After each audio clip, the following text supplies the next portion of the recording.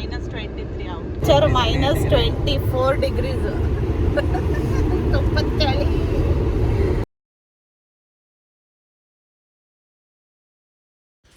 Hi everyone, good morning, welcome back to our channel. ನೀವು ಹಿಂದಿನ video ನೋಡಿದರೆ ನಿಮ್ಗೆ ಗೊತ್ತಾಗಿರುತ್ತೆ. ಈಗ ಆಲ್ರೆಡಿ ನಾವು US ಇಂದ ಕೆನಡಾಗೆ ಟ್ರಾವೆಲ್ ಮಾಡಿದ್ವಿ. ರಾತ್ರಿ ನಾವು ಬಂದು ನಿನ್ನೆ 9 ಗಂಟೆಗೆ ಉಳ್ಕೊಂಡಿದ್ವಿ. ಸೊ ಈಗ ಬೆಳಿಗ್ಗೆ ನಮಗೆ ಎದ್ದು ಬ್ರೇಕ್ಫಾಸ್ಟ್ ಎಲ್ಲ ಮಾಡಿಕೊಂಡು 9 ಗಂಟೆಗೆ ಶಾರ್ಪು ನಮ್ಗೆ ಒಂದು ಕಡೆ ಹೋಗೋದಿತ್ತು. ಸೊ ಅದ್ರ ಸಲುವಾಗಿ ಆ ಕೆಲಸದ ಸಲುವಾಗೇ ನಾವು ಇಲ್ಲಿ ಬಂದಿದ್ದು. ಇದು ಕ್ಯೂಬೆಕ್ ಅಲ್ಲಿರೋದು, ಕ್ಯೂಬೆಕ್ ಸ್ಟೇಟು ಅಂದರೆ ಪ್ರಾವಿನ್ಸ್ ಅಂತಾರೆ ಇಲ್ಲಿ. ಸೊ ಅದರಲ್ಲಿ ರಾಯ್ನೊರಂಡ ಅಂತ ಹೇಳಿ ಊರು. ಈ ಊರು ಸಿಕ್ಕಾಪಟ್ಟೆ ಕೋಲ್ಡ್ ಇರುತ್ತೆ, ಇದು ಟೆಂಪ್ರೇಚರ್ ಜಾಸ್ತಿ ಇರುತ್ತೆ. ಈಗ ಅಂದ್ಕೊಳ್ಳಿ, ನಮ್ಮದು ನಾವಿರೋದು ಮಿಶಿಗನ್ನಲ್ಲಿ ಈಗ ಇವತ್ತಿನ ಟೆಂಪ್ರೇಚರ್ ಹೇಳಬೇಕಂದ್ರೆ -8 ಡಿಗ್ರಿ ಇತ್ತು. ಬಟ್ ಇಲ್ಲಿ -23-24 ಡಿಗ್ರಿ ಇತ್ತು. ಅಂದರೆ ಡಿಫ್ರೆನ್ಸ್ ಅಷ್ಟು. ಇದು ಸೆಲ್ಸಿಯಸಲ್ಲಿ ಹೇಳ್ತಾ ಇದ್ದೀನಿ. ಸೊ ಭಾಳ ಚಳಿ ಇರುತ್ತೆ ಇಲ್ಲಿ. ಬಟ್ ನಮಗೆ ಬರಲೇಬೇಕಿತ್ತು. ಅದೇನು ಕೆಲಸ ಇತ್ತು ಏನಂತ ಹೇಳಿ ನಾನು ಮುಂದಿನ ದಿವಸದಲ್ಲಿ ನಿಮಗೆ ಹೇಳ್ತೀನಿ. ಸೊ ಈಗ ಸ್ನೋ ಇರೋದ್ರಿಂದ ಎಲ್ಲ ಕಡೆ ಈ ರೀತಿ ಗಾಡಿ ಓಡಾಡಿಕೊಂಡು ಸ್ಲೋ ಎಲ್ಲ ಕ್ಲಿಯರ್ ಮಾಡ್ತಾ ಇರುತ್ತೆ. ಸೊ ರೋಡು ಪರವಾಗಿಲ್ಲ, ಕ್ಲಿಯರ್ ಮಾಡಿದ್ರೆ ಏನು ಓಡ್ಸೋಕ್ಕೆ ತೊಂದರೆ ಆಗಲ್ಲ. ಈ ಗಾಡಿ ಹಿಂಗೆ ಕ್ಲೀನ್ ಮಾಡ್ಕೊಳ್ತಾ ಹೋಗಬೇಕಾದ್ರೆ ಅದು ಸಾಲ್ಟನ್ನು ಸ್ಪ್ರಿಂಕಲ್ ಮಾಡ್ತಾ ಹೋಗ್ತಾ ಇರತ್ತೆ. ಅಂದರೆ ರೋಡ್ಸು ಸ್ಲಿಪ್ಪರ್ ಇರಬಾರ್ದು, ಆಮೇಲೆ ಅದು ಸ್ನೋ ಎಲ್ಲ ಮೆಲ್ಟ್ ಮಾಡ್ತಾ ಇರುತ್ತೆ. ಸೊ ಅದು ಗಾಡಿಗೆ ವಿಂಡ್ಶೀಲ್ಡಿಗೆ ಸಿಡಿತಾ ಇರುತ್ತೆ. ಅದು ಎಷ್ಟು ಕ್ಲೀನ್ ಮಾಡಿದ್ರೂ ಸ್ವಲ್ಪ ಕಷ್ಟ ಅದು ಕಲೆ ಹೋಗೋಕ್ಕೆ. ಅದಕ್ಕೆ ನಿಮಗೆ ನಮ್ಮ ವಿಂಡ್ಶೀಲ್ಡು ಸ್ವಲ್ಪ ಬ್ಲರ್ ಅನ್ನಿಸ್ತಾ ಇರ್ಬೋದು.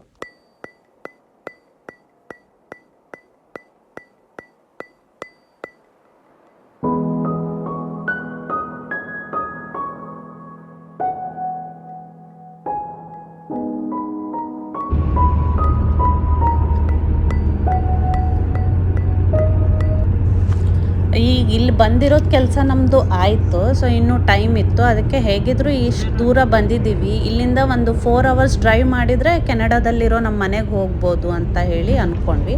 ಆ ಮನೆನ ನಾವು ರೆಂಟಿಗೆ ಕೊಟ್ಟಿದ್ದೀವಿ.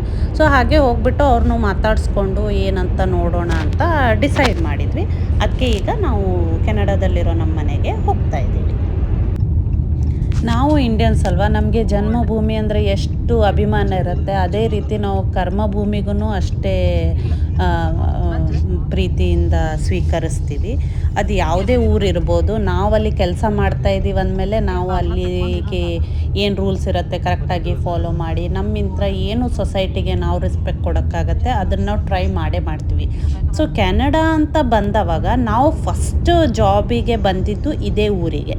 ಸೊ ಈ ಊರಲ್ಲಿ ನಾವು ಒಂದು 6 ವರ್ಷ ಇದ್ವಿ. ಸೊ ಈ ಊರಲ್ಲೇ ಮಾಯರ ಹುಟ್ಟಿದ್ದು, ಈ ಊರಲ್ಲೇ ಪ್ರಿಷಾ ಮಾತು ಕಲ್ತಿದ್ದು, ಪ್ರಿಷಾ ಸ್ಕೂಲ್ಗೆಲ್ಲ ಸ್ಟಾರ್ಟ್ ಮಾಡಿದ್ದು. ಆಮೇಲೆ ಈ ಊರಲ್ಲೇ ನಾವು ಫಸ್ಟ್ ಟೈಮು ಮನೆ ತೊಗೊಂಡಿದ್ದು. ಸೊ ಈ ಊರು ತುಂಬಾ ಮೆಮೊರೀಸ್ ಇದೆ ಈ ಊರಲ್ಲಿ. ಸೊ ಈ ಊರನ್ನು ನಾವು ಕೆನಡಾ ಅಂತ ಬಂದರೆ ಈ ಊರಿಗೆ ನಾವು ನಮ್ಮ ಹೋಮ್ ಟೌನ್ ಅಂತ ಕರಿಬೋದು. ಇಲ್ಲಿ ಬಂದವಾಗ ಫೀಲಿಂಗ್ ಯಾವ ರೀತಿ ಆಯ್ತಂದರೆ, ನಾವು ವಾಪಸ್ಸು ನಮ್ಮ ಮನೆಗೆಲ್ಲ ಹೋಗ್ತೀವಲ್ವ, ಇಂಡಿಯಾಗೆ ಹೋಗಿ ಟ್ರಾವೆಲ್ ಮಾಡ್ತೀವಿ. ನಮ್ಮ ಮನೆಯದು, ನಾವು ಓಡಾಡಿದ್ದು ಗಲ್ಲಿ, ನಾವು ಓಡಾಡಿದ ಸ್ಕೂಲು ಎಲ್ಲ ನೋಡಿದವಾಗ ಎಷ್ಟು ಖುಷಿ ಆಗತ್ತಲ್ವ. ಸೇಮ್ ಅದೇ ರೀತಿ ಇಲ್ಲಿ ನಮಗೆ ಅನುಭವ ಆಗ್ತಾಯಿತ್ತು. ಆಮೇಲೆ ಒಳ್ಳೆ ಮೆಮೊರೀಸು, ಆಮೇಲೆ ಮಕ್ಕಳಿಗೆ ಆರಾಮಿಲ್ಲದವಾಗ ಹಾಸ್ಪಿಟ್ಲ್ ಅಡ್ಮಿಟ್ ಮಾಡಿದ್ದ ಮೆಮೊರೀಸು. ಸೊ ಈ ಥರದ್ದೆಲ್ಲ ಫೀಲಿಂಗ್ಸು ಕಣ್ಮುಂದೆ ಬರ್ತಾಯಿತ್ತು. ಎಮೋಷ್ನಲ್ ಮೂಮೆಂಟ್ಸು ಇತ್ತು, ಖುಷಿ ಮೂಮೆಂಟು ಇತ್ತು. ಸೊ ಯಾವುದೇ ದೇಶ ಆಗಿರ್ಬೋದು, ಏನೇ ಇರ್ಬೋದು, but feelings are genuine and real.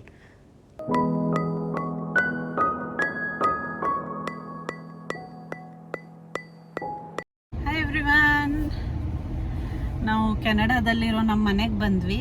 ನಾವು ಈ ಮನೆನ ರೆಂಟಿಗೆ ಕೊಟ್ಟಿದ್ದೀವಿ. ಸೊ ಹಾಗೆ ಈ ಕಡೆಯಿಂದ ಪಾಸ್ ಆಗ್ತಾ ಇದ್ವಿ, ನೋಡ್ಕೊಂಡು ಹೋಗೋಣ ಅಂತ ಬಂದಿದ್ದೀವಿ. ನಿಮಗೂ ತೋರಿಸ್ತೀನಿ ವಿಡಿಯೋದಲ್ಲಿ. ಇದು ಫಸ್ಟ್ ನಮ್ಮದು ಸ್ವಂತ ಮನೆ ಕೆನಡಾದಲ್ಲಿ. ಈ ಮನೆ ನೋಡಿ ನಮಗೆ ತುಂಬ ಖುಷಿ ಆಯಿತು. ಒಳಗಡೆ ಹೋಗೋಣ ಅಂದರೆ ಟೆನೆಂಟ್ಸ್ ಇರಲಿಲ್ಲ. ಸೊ ನಮಗೆ ಒಳಗಡೆ ಹೋಗೋಕ್ಕಾಗಲಿಲ್ಲ. ನಾವು ಇನ್ಫಾರ್ಮು ಮಾಡಿರಲಿಲ್ಲ ಅವ್ರಿಗೆ. ಸೊ ನಾವು ಜಸ್ಟ್ ಹೊರಗಿಂದ ನೋಡಿಕೊಂಡು ಹಾಗೆ ಮತ್ತು ಅಲ್ಲಿಂದ ಹೊರಟ್ವಿ.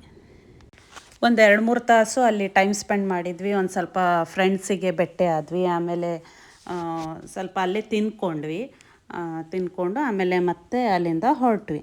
ಸೊ ಈಗ ಆ ಊರಿಗೆ ಹೋದ ತಕ್ಷಣ ಒಂದೊಂದೇ ನೆನಪುಗಳು ಮರುಕಳಿಸ್ತಾ ಇತ್ತು. ಈ ಊರ ಬಗ್ಗೆ ಹೇಳಬೇಕಂದ್ರೆ ಇದು ಭಾಳ ಪುಟ್ಟ ಊರು ಆಯಿತಾ. ಇದು ನಮ್ಮಲ್ಲಿ ಹೆಂಗೆ ಹಳ್ಳಿ ಜನ ಇರ್ತಾರಲ್ವ, ಪುಟ್ಟ ಹಳ್ಳಿ, ಅವ್ರಿಗೆ ಅದೇ ಪ್ರಪಂಚ ಇರುತ್ತೆ. ಅದು ಬಿಟ್ಟರೆ ಅವ್ರಿಗೆ ಹೊರಗಡೆದು ಆಡಂಬರ ಎಲ್ಲ ಏನೂ ಗೊತ್ತಿರಲ್ಲ. ಆ ಥರ ಇದ್ದಾರೆ ಈ ಊರ ಜನನು. ಅವ್ರಿಗೆ ಎಷ್ಟು ವೆಲ್ಕಮಿಂಗ್ ಇದ್ದಾರೆ ಅಂದರೆ, ಈಗ ನಾವು ಇಂಡಿಯನ್ಸು ನಾವು ಬೇರೆಯವ್ರಂತ ಗೊತ್ತಾಗತ್ತೆ ಅವರಿಗೆ. ಬಟ್ ಅವ್ರಿಗೆ ಅವ್ರ ಕಡೆಯಿಂದ ಏನು ಹೆಲ್ಪ್ ಮಾಡೋಕ್ಕಾಗತ್ತೆ, ಅವ್ರ ಕಲ್ಚರ್ ಏನು ಅದನ್ನು ಹೇಳ್ಕೊಡ್ತಾರೆ. ಆಮೇಲೆ ನಮ್ಮದು ಕಲ್ಚರ್ ಬಗ್ಗೆ ತುಂಬ ಇಂಟ್ರೆಸ್ಟಿಂದ ಕೇಳ್ತಾರೆ. ನೀವು ಇದನ್ನು ಹೆಂಗೆ ಮಾಡ್ತೀರಿ, ಇದು ಹೇಗೆ ಮಾಡ್ತೀರಾ, ಈ ಫೆಸ್ಟಿವಲನ್ನು ಹೆಂಗೆ ಸೆಲೆಬ್ರೇಟ್ ಮಾಡ್ತೀರಿ, ಹೀಗೆಲ್ಲ ಕೇಳ್ಕೊಳ್ಳೋ ಕುತೂಹಲ ಭಾಳ ಇರುತ್ತೆ. ಆಮೇಲೆ ಫ್ಯಾಮಿಲಿ ಸೆಂಟರ್ ಅಂತ ಒಂದು ಸರ್ವಿಸ್ ಇದೆ. ಅಲ್ಲಿ ನೀವು ಬೇಕಾದರೆ ರಿಜಿಸ್ಟ್ರ್ ಮಾಡಿಕೊಂಡು ಅಲ್ಲಿ ನೀವು ಹೋಗಿ ಅವ್ರ ಜೊತೆ ಟೈಮ್ ಸ್ಪೆಂಡ್ ಮಾಡಿ ಏನಾದರೂ ಪ್ರಾಬ್ಲಮ್ಸ್ ಇದ್ದರೆ ಹೇಳ್ಕೊಂಡು ಅವ್ರದ್ರಿಂದ ಏನಾದರೂ ಹೆಲ್ಪ್ ಬೇಕಾದರೆ ಅವರು ಖಂಡಿತವಾಗ್ಲೂ ಮಾಡ್ತಾರೆ. ಆಮೇಲೆ ಪಾಪ್ಯುಲೇಷನ್ನು ಜಾಸ್ತಿ ಇಲ್ಲ ಈ ಊರಲ್ಲಿ. ಇಲ್ಲಿ ಬಂತು ನೋಡಿ, ಇದು ಸುನೀಲು ಕೆಲಸ ಮಾಡ್ತಿರೋ ಆಫೀಸು. ಮಾಡ್ತಿದ್ರು, ಈಗ ಮಾಡ್ತಾಯಿಲ್ಲ. ಒಂದು 6 ವರ್ಷ ಇಲ್ಲಿ ಕೆಲಸ ಮಾಡಿದರು. ಆಮೇಲೆ ಈಗ ನೆಕ್ಸ್ಟು ಬೇರೆ ಕಡೆ ಆಪರ್ಚುನಿಟಿ ಸಿಕ್ತಂತ ಹೋದ್ವಿ. ಸೊ ನಾವು ಒಂದು 2-3 ತಾಸು ಇಲ್ಲಿ ಉಳ್ಕೊಂಡು ಫ್ರೆಂಡ್ಸು ಒಂದು ಸ್ವಲ್ಪ ಭೇಟಿಯಾಗಿ ಒಂದು ಸ್ವಲ್ಪ ಟೈಮ್ ಸ್ಪೆಂಡ್ ಮಾಡಿಕೊಂಡು ಹೊರಟ್ವಿ. ಸೊ ಈ ಊರು ಇರೋದು ಕ್ಯೂಬೆಕ್ಕಲ್ಲಿ. ಇದು ಹೆಂಗಂದರೆ, ಇದು ಬಾರ್ಡ್ರಿಗಿದೆ. ಕ್ಯೂಬೆಕ್ಕಲ್ಲಿ ಫ್ರೆಂಚು ತುಂಬ ಮಾತಾಡ್ತಾರೆ. ಬಟ್ ಈ ಊರಲ್ಲಿ ಫ್ರೆಂಚ್ ಮತ್ತು ಇಂಗ್ಲೀಷ್ ಎರಡೂ ಜಾಸ್ತಿ ಮಾತಾಡ್ತಾರೆ. ಯಾಕಂದರೆ ಇದು ಕ್ಯೂಬೆಕ್ಕಲ್ಲಿರೋದ್ರಿಂದ ಇದು ಬಾರ್ಡ್ರಿಗಿರೋದು.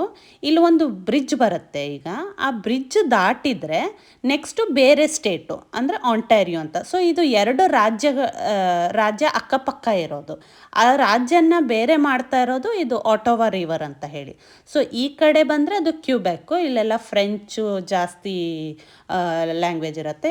ಆಂಟಾರಿಯೋಗೆ ಬಂದರೆ ಅಲ್ಲಿ ಇಂಗ್ಲೀಷು. ಸೊ ಇದೇನು ಬ್ರಿಡ್ಜ್ ಇದೆ ಅಲ್ಲ, ಈ ಬ್ರಿಡ್ಜು 2 ಊರನ್ನು ಸಪ್ರೇಟ್ ಮಾಡುತ್ತೆ.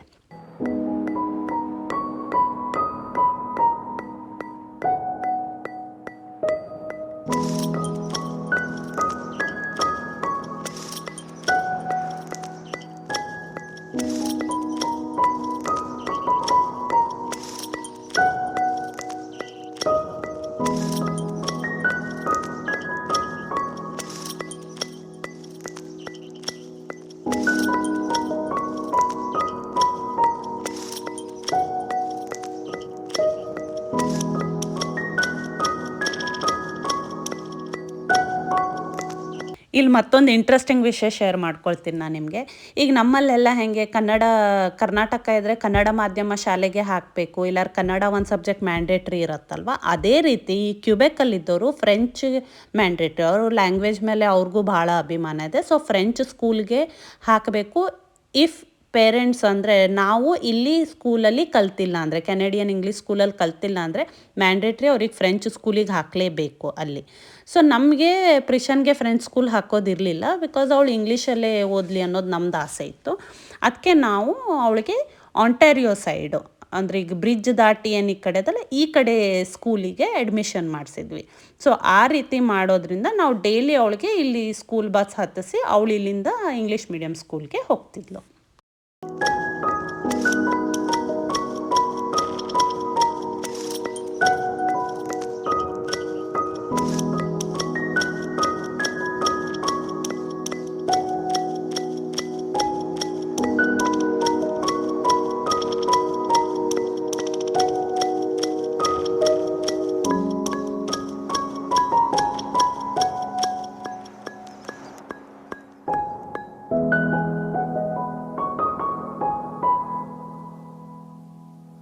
ಸೊ ಇಷ್ಟೆಲ್ಲ ನೆನಪುಗಳ ಪಿಟಾರನ್ನು ನಾವು ಮತ್ತೆ ಮುಚ್ಚಿಟ್ಟು ಮತ್ತೆ ಹೊರಟ್ವಿ. ಸೊ ಇಲ್ಲಿಂದ ನೆಕ್ಸ್ಟು ಆಟೋವಾಗೆ ಹೋಗೋಣ ಅಂತ ಪ್ಲ್ಯಾನ್ ಇತ್ತು. ಆಟೋವಾಗೆ ಇಲ್ಲಿಂದ ಒಂದು 4 ಅವರ್ ಜರ್ನಿ ಅಷ್ಟೇ. ಸೊ ಇಷ್ಟು ದೂರ ಬಂದಿದ್ವಲ್ಲ, ಫ್ರೆಂಡ್ ಮನೆಗೆ ಹೋಗಿ ಅಲ್ಲಿ ಒಂದು ದಿವಸ ಉಳ್ಕೊಂಡು ಅಲ್ಲಿ ನೆಕ್ಸ್ಟ್ ಆಮೇಲೆ ವಾಪಸ್ಸು USA ಹೋಗೋಣ ಅಂತ ಪ್ಲ್ಯಾನ್ ಮಾಡ್ಕೊಂಡಿದ್ವಿ. ಹೇಗಿದ್ರು ಇಷ್ಟು ದೂರ ಬಂದಿದ್ವಲ್ಲ, ಸೊ ಮಕ್ಕಳು ಅವ್ರನ್ನೆಲ್ಲ ಭೇಟಿ ಆಗ್ತಾರೆ ಫ್ರೆಂಡ್ಸನ್ನೆಲ್ಲ ಅಂದ್ಕೊಂಡು ಮತ್ತು ಅಲ್ಲಿ ಹೊರಟ್ವಿ.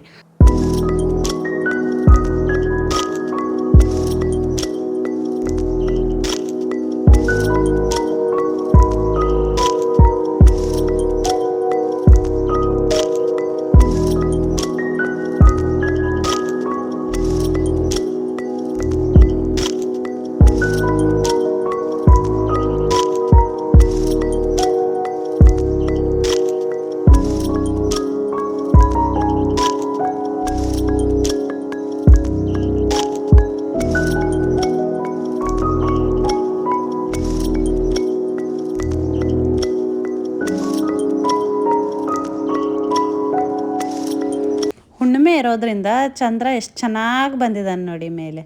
ನೋಡೋಕ್ಕೆ ಒಂಥರ ಚಂದ ಅನ್ನಿಸ್ತಾ ಇತ್ತು. ಸೊ ಇದರೊಳಗೆ ಇನ್ನೊಂದು ಸ್ವಲ್ಪ ಟೈಮ್ ಹೋಗಿದ್ದೇ ಗೊತ್ತಾಗಲಿಲ್ಲ. ಚೆನ್ನಾಗಿ ಕ್ಯಾಪ್ಚರ್ ಮಾಡೋಕ್ಕೆ ಟ್ರೈ ಮಾಡ್ತಾ ಇದ್ದೆ ನಾನು. ಸೊ ಸನ್ಸೆಟ್ಟು ಆಗ್ತಾಯಿತ್ತು. ಆಲ್ಮೋಸ್ಟು ಹೋಗ್ತಾ ಹೋಗ್ತಾ ಕತ್ಲೆನೇ ಆಯಿತು. ಈಗಂದರೆ 5:30 6 ಗಂಟೆಗಂದರೆ ಕತ್ಲೆ ಆಗಿಬಿಡತ್ತಲ್ವ. ನಾವು ಮುಟ್ಟೋ ಅಷ್ಟರಲ್ಲಿ ಒಂದು 7 o'clock 7:30 ಆಗಿತ್ತು. ಮಕ್ಕಳು ಎಲ್ಲ ತಿಂದು ಉಂಡು ಆರಾಮಾಗಿ ಮಜಾ ಮಾಡ್ಕೊಳ್ತಾ ಹಾಡೆಲ್ಲ ಹಾಡ್ಕೊಳ್ತಾ ಗೇಮ್ಸ್ ಎಲ್ಲ ಆಡ್ಕೊಳ್ತಾ ಬಂದ್ವಿ. ಇಲ್ಲೇ ಮತ್ತೆ ಸ್ನೋ ಸ್ಟಾರ್ಟ್ ಆಯಿತು. ಸೊ ಈ ಸಿಂಪಲ್ ವಿಡಿಯೋ ನಿಮ್ಗೆ ಇಷ್ಟ ಆಯ್ತು ಅಂತ ಅಂದ್ಕೊಳ್ತೀನಿ. ಇಷ್ಟ ಆಗಿದ್ದರೆ ಪ್ಲೀಸ್ ಲೈಕ್ ಮಾಡಿ, ಶೇರ್ ಮಾಡಿ, ಸಬ್ಸ್ಕ್ರೈಬ್ ಮಾಡಿ. ಮತ್ತೊಂದು ವಿಡಿಯೋದಲ್ಲಿ ಸಿಗ್ತೀನಿ. ಅಲ್ಲಿ ತನಕ ಎಲ್ಲರೂ ಖುಷಿಯಾಗಿರ್ರಿ. Take care. ಬಾಯ್.